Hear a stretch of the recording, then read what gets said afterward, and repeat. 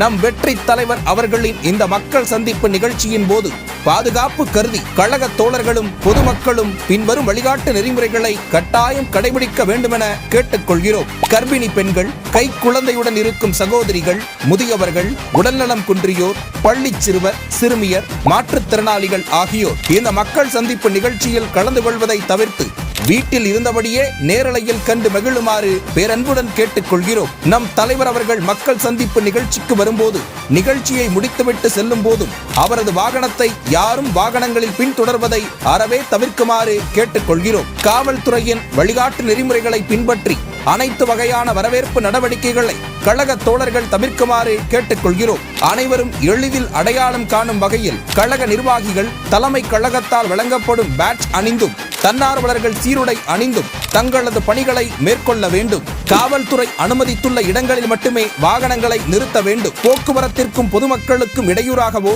கண்டிப்பாக வாகனங்களை நிறுத்தக்கூடாது.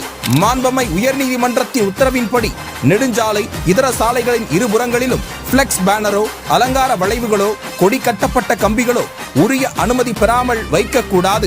மக்கள் சந்திப்பு நிகழ்ச்சியின் போது அப்பகுதியில் ஆம்புலன்ஸ் வாகனங்களுக்கும் பொதுமக்களுக்கும் எந்தவித போக்குவரத்து இடையூறும் ஏற்படாத வகையில் நடந்து கொள்ள வேண்டும். மக்கள் சந்திப்பு நிகழ்ச்சியின் போது சட்டம் ஒழுங்கை பேணி பாதுகாக்கும் வண்ணம் மிகவும் கண்ணியத்துடன் நடந்து கொள்ள வேண்டும். நம் கழகத்திற்கு அவப்பெயரை உண்டாக்கும் உள்நோக்கம் கொண்டு யாரேனும் செயல்பட முற்பட்டால் அதற்கு இடம் கொடுக்காதவாறு கவனத்துடன் செயல்பட வேண்டும்.